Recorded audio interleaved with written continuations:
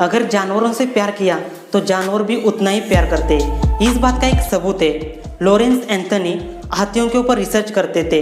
हाथियों के ऊपर रिसर्च करने का उनका एक डेली रूटीन बन गया था, लेकिन उनकी मौत 2 मार्च 2012 को हो गई थी। उनकी मौत के बाद मतलब हाथियों के साथ ज़्यादा जान पहचान होने की वजह से उनकी मौत के बाद कुछ हाथी उनके घर तक आए थे। कुछ देश के कानून काफ़ी अजीब होते, मतलब हमें अजीब लगते हैं लेकिन उनके लिए आम होते। बेलारूस में आप पब्लिक प्लेस में क्लैपिंग मतलब ताली नहीं बजा सकते। और नॉर्थ कोरिया कितना खतरनाक देश है आप सबको पता है। वहाँ के रूल्स कितने अजीब है। वहाँ के लोगों को फ्रीडम नहीं मिलता। नॉर्थ कोरिया के लोग इंटरनेट का इस्तेमाल नहीं कर सकते, लेकिन जब टूरिस्ट लोग वहाँ पर घूमने के लिए जाते हैं तो उनको इंटरनेट का इस्तेमाल करने के लिए परमिशन है और जीन्स पैंट पहनने के लिए भी परमिशन है। बाकी नॉर्थ कोरियन लोगों को जीन्स पैंट अलाउड नहीं है। लेकिन अगर आपको किम जॉन से मिलना है तो आपको जीन्स पैंट के अलावा कोई और पैंट पहन के जाना पड़ेगा।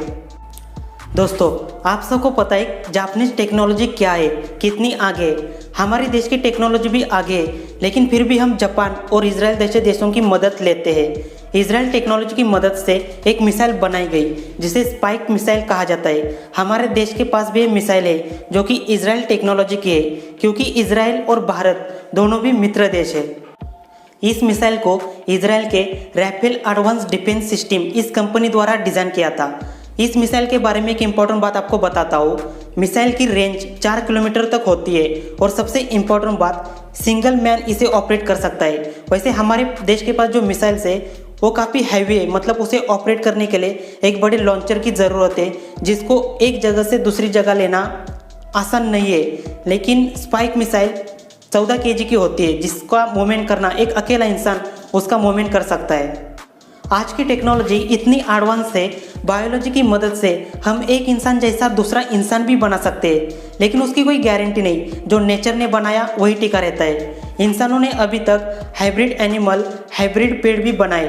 टोमेटो और पोटैटो की मदद से टॉम टैटो बनाया। टॉम टैटो मतलब टोमेटो और पोटैटो। टॉम टैटो नाम का एक पौधा बनाया। आप इधर बाजू में फोटो में देख सकते हो, मतलब एक ही समय में टमाटर भी लगेंगे और पोटैटो भी लगेंगे ज़मीन के अंदर। कुछ साल पहले अमेरिका ने भी हाइब्रिड एप्पल बनाया था, जिसे W38 कहा जाता है या क्रिस्मी क्रिप्स ऐसा भी कहा जाता है। वैसे इस एप्पल को आपने खाया होगा। आप सबको एक बात पता होगी, मोबाइल इंटरनेट का स्पीड ब्रॉडबैंड से ज़्यादा नहीं होता। मतलब ब्रॉडबैंड मतलब वाईफाई का स्पीड मोबाइल से भी ज़्यादा होता है। उसका इस्तेमाल क्रिटिकल जगह पे किया जाता है। माउंट एवरेस्ट पे आपको हाई स्पीड वाईफाई नेटवर्क मिलेगा, क्योंकि जो पर्वतारोही होते हैं उनके ऊपर काफ़ी रिस्क होता है, उनके लिए नेटवर्क प्रोवाइड किया जाता है। माउंट एवरेस्ट के आसपास के एरिया में 200 से भी ज़्यादा वाईफाई सिग्नल्स मिलते हैं, जो वहाँ की किसी कंपनी द्वारा प्रोवाइड किए जाते हैं। आप इस फोटो में जो देख रहे हो ये कोई फ्रेम नहीं है, बल्कि एक बिल्डिंग है जो दुबई में है। इसे स्क्वायर बिल्डिंग ऐसा भी कहा जाता है। और बाजू में जो आपको खंभे दिख रहे हैं, इसके अंदर लिफ्ट फैसिलिटी दी जाती है, जिसमें बैठने के बाद आप दुबई का एक सबसे बड़ा नज़ारा देख सकते हो।